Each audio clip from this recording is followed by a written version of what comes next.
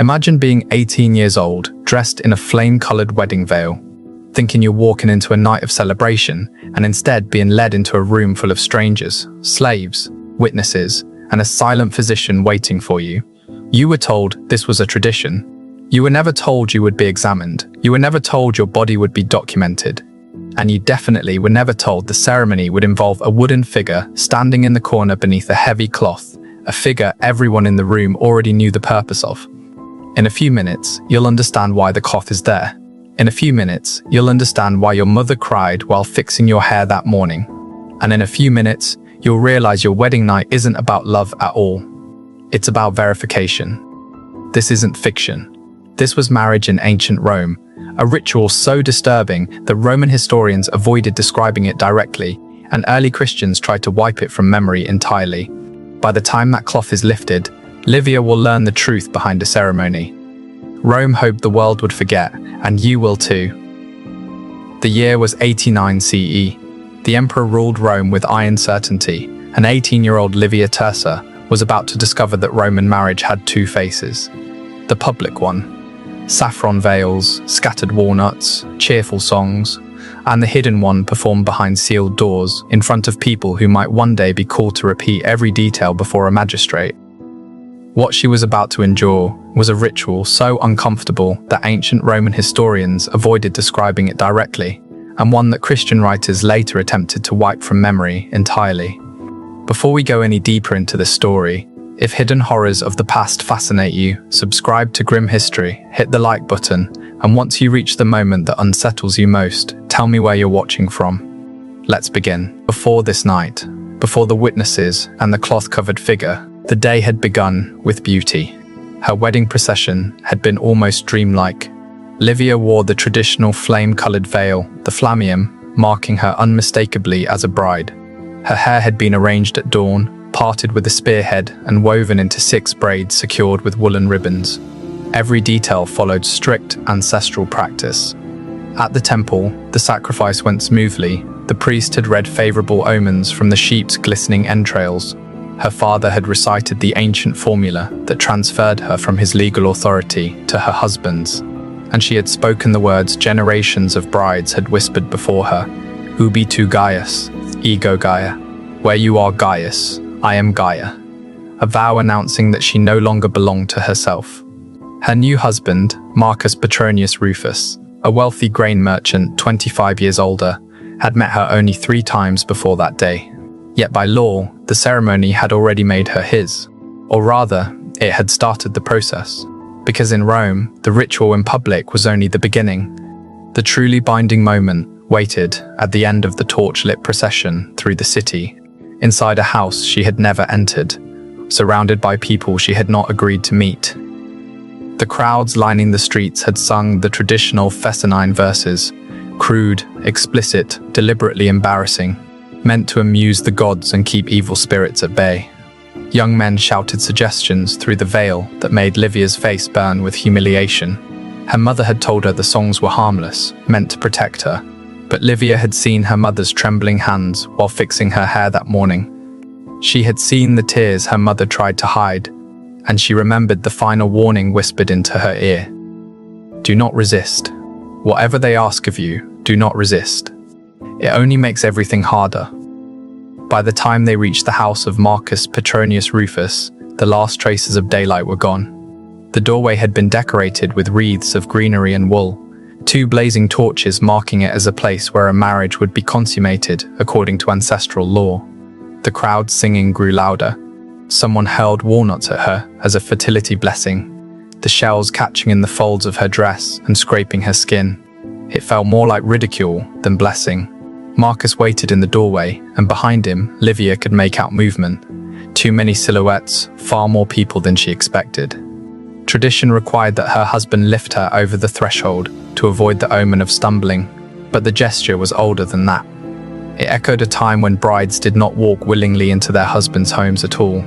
Once the door shut behind her, muffling the songs outside, Livia finally saw who had been waiting in the atrium.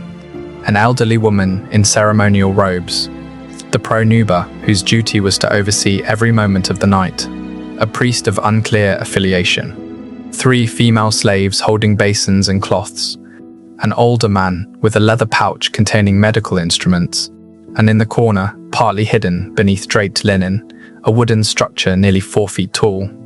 The Pranuba approached and clasped Livia's hands, her grip firm enough to prevent escape.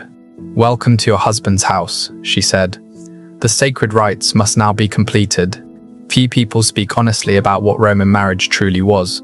It was not romantic, not sentimental, not a celebration of 2 souls. It was a transaction, a legal transfer of authority, witnessed and documented as carefully as the sale of farmland or livestock. Under the oldest Roman laws, a wife passed fully into her husband's control, placed in manu, literally in his hand. He held the same legal power over her that he held over his slaves, even the theoretical right to judge life and death. By the early imperial era, when Livia walked through that doorway, the laws had softened on the surface. Women could own property. Divorce was possible. Some aspects of paternal power had changed, but the foundation remained. Marriage transferred a woman from one man's legal control to another. And like all major transfers in Rome, this one required confirmation. Think of how Romans handled land sales. Witnesses observed. Rituals invoked divine approval. Boundaries were inspected and walked. Documents were sealed. Nothing was assumed. Everything was verified. Romans applied the same logic to marriage with one grim twist. The property being transferred was a human body, and that body's ability to produce legitimate heirs was the asset being purchased. So Roman law required both the bride's virginity and the consummation of the marriage to be verified before the union was considered complete. Not rumored, not assumed, verified. And the rituals designed to achieve that verification, the ones Livia was about to face, were ones that very few ancient writers dared to describe directly, because even in Rome, they were considered unspeakably intimate. Livia stood trembling beside the shrouded wooden figure, unaware that what happened next would be burned into her memory for the rest of her life. A ritual so disturbing that later generations would try desperately to pretend it had never existed at all. Roman law was uncomfortably clear on one point: a marriage did not exist, legally or socially, until the union was physically completed. And it was not enough for the husband and wife to simply say it had happened. There had to be confirmation, observation, and testimony. Without witnesses, the entire marriage could be challenged. Without verification of the bride's virginity, the legitimacy of future children could be questioned. For Rome, that uncertainty was unacceptable. So the Romans created rituals that fit perfectly within their legal worldview and feel disturbingly unimaginable to ours. The Pranuba tightened her grip on Livia's arm and guided her toward the veiled structure in the corner. Livia's heart hammered so loudly she could feel its rhythm in her throat. She sensed that whatever stood beneath that cloth would change everything about her life, her body, her beliefs. But there was no path backward now. "You must greet Mutinus Tutinus," the Pranuba murmured, her voice steady but her fingers firm. "You must seek his blessing before your husband may approach. The gods must witness your submission." Livia swallowed hard, her breath trembling. She had never heard of this god before, and she had no idea what greeting him truly meant. Her hands shook as she reached for the draped fabric. The witnesses leaned closer. Even the slaves stopped moving. The entire room seemed to hold its breath. When Livia pulled the cloth away, she understood why. Standing beneath the covering was a wooden figure, carved with uncomfortable anatomical accuracy into the shape of a phallic idol. But it was not a tiny charm, like the pendants children wore for luck. It was not a crude scare figure placed in gardens to ward off intruders. It was deliberate, intentionally proportioned, built for one purpose. And that purpose became terrifyingly clear the moment the Pranuba began to explain. Mutinus Tutinus was Rome's shadowy deity of initiation and fertility. Ancient authors mention him only briefly and always with a sense of embarrassment, as if the very name felt indecent.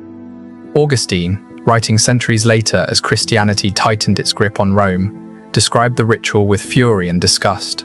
Roman brides were required to sit upon the god's emblem before lying with their husbands, and they did so in front of witnesses. He condemned the practice, but he did not invent it. Other early Christian writers referenced the same rite, hinting that it was too shameful to describe openly. Arnobius claimed brides were made to straddle the symbol while their new spouses watched. Lactantius argued that speaking of it polluted the tongue. Even Varro, a pagan scholar centuries earlier, mentioned brides being presented to mutinous tutinous with phrasing that suggested physical contact, though he carefully avoided detail. Modern historians, uncomfortable with the implications, often downplayed the descriptions, suggesting perhaps brides only sat lightly on the statue's lap in some symbolic gesture. But the ancient language does not support this softer interpretation. Augustine used insider, a word meaning to settle onto, to mount. Arnobius's phrasing suggested penetration. Lactantius refused to describe the details at all, something unlikely if the act had been a mere symbolic touch. The official explanation, of course, was fertility. The unspoken purpose might have been something else: to break down resistance, to demonstrate submission before witnesses, to prepare a virgin bride for what the law required next. Livia stood frozen before the wooden god, the flickering lamplight throwing its grotesque silhouette across the wall. The pronuba moved behind her, adjusting her posture, arranging her body, guiding her without gentleness. The witnesses watched in absolute silence. Her husband watched. The physician waited behind them, hands clasped, prepared for what came next. And in that moment, Livia finally understood the meaning of her mother's trembling warning. The obscene street songs, the secrecy, the dread. She understood what being a Roman wife would truly demand. Technically, she could refuse, but refusal meant the marriage contract would collapse. She would return to her father's home not as an honorable bride, but as a discarded woman, damaged, untouchable, unmarriageable. She would disgrace her family. She would become a source of shame whispered about at dinner tables. Her life, as she knew it, would be over. So she did not refuse. When the ritual ended, slaves approached with warmed, scented water. They washed her carefully, murmuring prayers intended to purify her after her contact with the god. But the cleansing had a second purpose, a more practical one. It prepared her for the examination. The physician, who had been watching silently, now stepped forward, and Livia felt her stomach drop. This part too was not optional. In marriages involving wealth, lineage, or political standing, Roman brides underwent medical verification before the ceremony. A midwife or physician documented the bride's virginity. The records of that examination could later decide disputes about inheritance or legitimacy. The texts, preserved by Roman medical writers, cruel in their precision, leave no doubt about what the examination involved. That first examination, conducted earlier, established the starting point. It declared Livia untouched, an asset unaltered, as Roman law saw it. Now came the second examination. This one checked that the ritual with mutinous tutinous had been carried out, that the physical signs matched the earlier documentation, that she was, according to Roman logic, ready. Everything occurred with the witnesses present. Their statements could later be demanded in court if the marriage was ever challenged, and not one person in that room seemed to feel the slightest discomfort about what was being done to her. Modern readers recoil at these descriptions. What feels invasive, humiliating, and traumatic to us was, to Romans, simply a matter of legal procedure. The bride's comfort did not factor into the equation. Her emotions were as irrelevant as the feelings of a field being surveyed before sale. Property did not have feelings, property was transferred, and the procedures had to be followed. When the examination was finally complete, the pronuba led Livia toward the bedchamber, prepared for the consummation. The room was arranged exactly as tradition required. The bed was positioned so that it could be easily seen from the doorway, because that doorway, by custom, would remain open through the night. Oil lamps burned steadily, casting enough light for the pronuba to observe without interruption. Slaves waited nearby to assist afterward. Every part of the room felt staged, arranged, prepared for a ritual Livia could not escape. Marcus entered at last. He paused at the doorway, glanced at the watching pronuba, and stepped toward the bed. His face betrayed something Livia did not expect. Not confidence, not desire, but unease, as if even he understood that what was about to happen was not an act of intimacy, it was an act of verification, and the night was only beginning. Marcus hesitated at the threshold, and that alone startled Livia. She had expected a man, confident, assured, even dominant, someone who knew exactly what this night demanded. Instead, he glanced quickly toward the pronuba, as if seeking approval or permission, a faint flush of embarrassment crossing his face before he approached the bed. The pronuba lifted her chin, her voice formal and heavy with ritual authority. "The bride is made ready. The gods have witnessed her submission. Let the union be completed according to the customs of our ancestors. Let those present affirm the act. Let no doubt remain that this woman has become a wife." Her tone left no room for hesitation. What followed unfolded slowly, hour by hour, under the unblinking eyes of those assigned to observe. The pronuba stood watch from the doorway, stepping forward only when tradition required instruction, occasionally adjusting something, occasionally correcting Livia's posture or Marcus's approach, ensuring that every part of the consummation aligned with legal expectation. The door stayed open. Lamplight spilled into the corridor. Anyone in the household could hear the movements, the voices, the ritual commands. Every sound was part of the documentation, part of the evidence. Nothing about that night was private. Nothing was meant to be.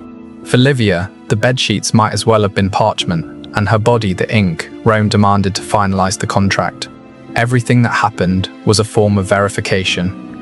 One last step to make the transfer of authority unchallengeable. By dawn, the air felt heavy, the lamps burned low, and the physician returned. He stepped inside with the same clinical detachment he had shown earlier. His task was simple: confirm that consummation had occurred, and that Livia now bore the physical marks expected of a woman who had crossed from virgin to wife. This examination was recorded. The pronuba gave her sworn testimony. Witnesses nodded in acknowledgement. The legal transformation was complete. Livia Tersa, barely 18, was now officially a Roman wife. Her role, her identity, her future had all been reshaped within a single night. She would go on to have children, 4 over the next decade. She would oversee her husband's household, host dinners, manage slaves, perform religious duties, and carry herself with the composure expected of a matron. To the outside world, she would appear dignified, capable, respectable. But about her wedding night, she would speak to no one, not even her own daughters. There were no words for it. And in truth, she had never heard another woman speak of theirs either. Livia's silence was not unusual. It was universal. Women of her world did not record these experiences. Men did not document them in personal detail. The rituals were so deeply embedded into the structure of marital life that describing them would have seemed unnecessary, like explaining daylight or breathing. Everyone already knew, and yet no one spoke. That is why historians today struggle to reconstruct what truly happened behind closed doors in ancient households. Much of what we know comes from fragments, angry denunciations by Christian writers, shreds of legal commentary, offhand references in medical treatises, and archaeological hints whose meaning becomes clear only when placed beside these scattered texts. The absence of detailed accounts is not evidence of conspiracy. It is evidence of familiarity. The rituals were the water. Roman women swam in, so omnipresent that describing them felt pointless. For nearly 1,000 years, this was marriage in Rome. Generations of brides walked the same torch-lit paths. Generations of mothers whispered the same warnings. Generations of young women endured the same night, the same witnesses, the same scrutiny. The system endured because everyone, men, women, families, priests, accepted its logic. Property had to be verified. Legal transfers required witnesses. Marriage produced legitimate heirs and therefore needed proof. Women were the conduit through which family lines continued. It made sense within itself, even as it feels monstrous to us. The end of these practices did not come from Rome deciding it had gone too far. It came from outside, from the spread of Christianity and the transformation of Roman values in the 4th and 5th centuries. With new theology came new assumptions. If women had souls equal to men, they could not be treated merely as property. If marriage was a sacred sacrament, it could not include rituals the church deemed obscene. If modesty was a virtue, the presence of witnesses during consummation became intolerable. The shift was not instant. It was not easy. It was not complete. But gradually, across cities and elite households, the old ceremonies were abandoned or reshaped beyond recognition. And with them went the evidence. Statues of Mutinous, Tutinous were smashed or buried. Texts referencing the wedding night rituals were quietly removed from libraries or left to decay. Wall paintings hinting at the rites were plastered over. The pronuba's duty shrank from active supervisor to symbolic attendant. Within a few generations, the full knowledge of what Roman weddings had once required vanished, remembered only dimly in obscure manuscripts read by curious scholars centuries later. The Christians who reshaped Rome were not merely scrubbing away embarrassing details,